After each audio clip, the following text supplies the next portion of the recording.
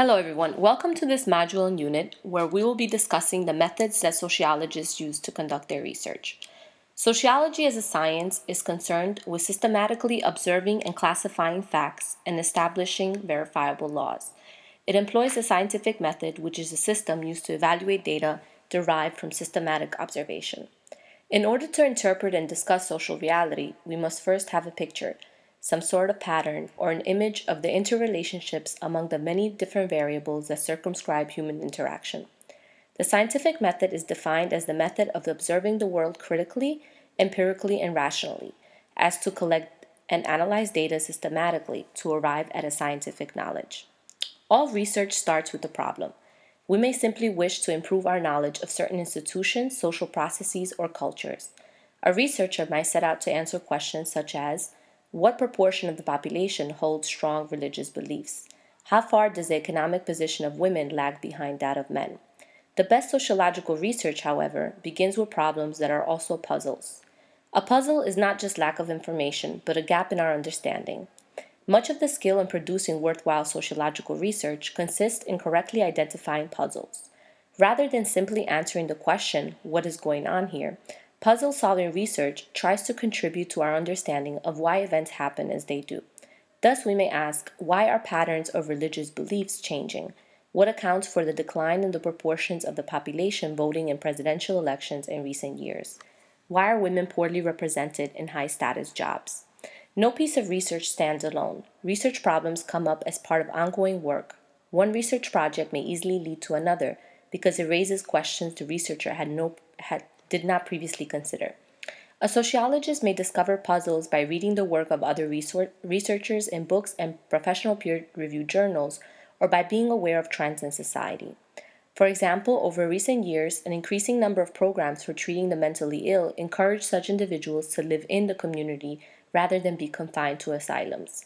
Sociologists might be prompted to ask, what has given rise to the shift in attitude towards the mentally ill?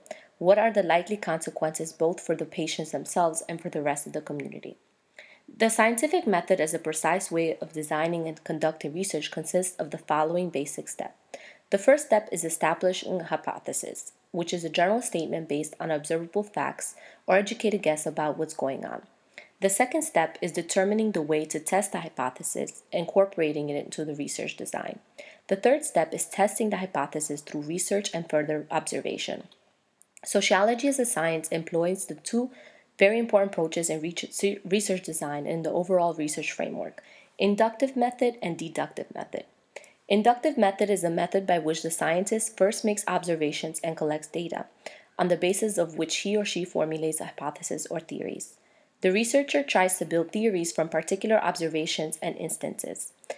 On the other hand, in the deductive approach, the researcher attempts to derive specific assertions and claims from a general theoretical principle.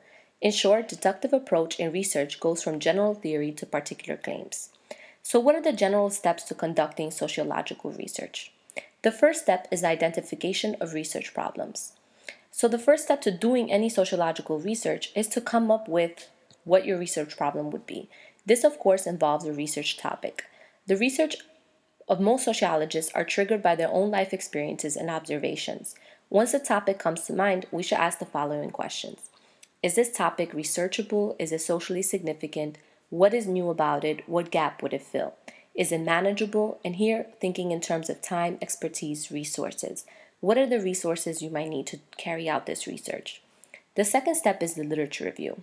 This step involves familiarizing yourself with the concept and the work already on the subject you have identified to research.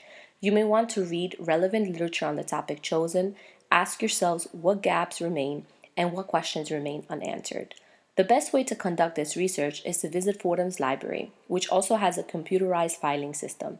You may also want to research books and peer-reviewed academic journals on the topic of your choice.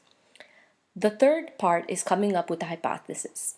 A hypothesis, as I mentioned before, is a statement that can be proved to be correct or incorrect. Hypothesis formulation involves identifying basic research objectives and determining research questions. Depending on the type of research you're conducting, this influences whether you will need a hypothesis or not. If you're explaining an issue, a hypothesis may not be needed. Once you figure out the relevant research that exists, you return to your topic with a good notion of how to address the problem. Hunches about the nature of the problem can sometimes be turned into definite hypotheses or educated guesses about what is going on at this stage in your research. If the research is to be effective, a hypothesis must be formulated in such a way that the factual material gathered will provide evidence either supporting it or disproving it. The fourth step is selecting methods for data collection. In this step, the researcher determines the data collection methods and prepares the data collection instruments. You could choose among different data collection methods. In sociology, there are generally two categories of methods: quantitative and qualitative. Quantitative methods focus on measuring the quantity of information. Such terms such as prevalence, scope, percentage, frequency, magnitude are very important. On the other hand, qualitative methods focuses on the depth and quality of information. Most sociological research incorporates both. The advantages to quantitative research are that it is viewed more objectively than qualitative research, able to generalize findings on a larger population through research design and statistical analysis. The data is often reliable, falsifiable, and replicable. And lastly, in the case of experiments, it can explain to some extent causality. For example, excessive drinking causes cirrhosis, playing violent video games causes aggression. The disadvantages of quantitative research are that it often lacks in-depth information about a social phenomenon. It is not useful in explanatory research where the phenomenon is not easily identified.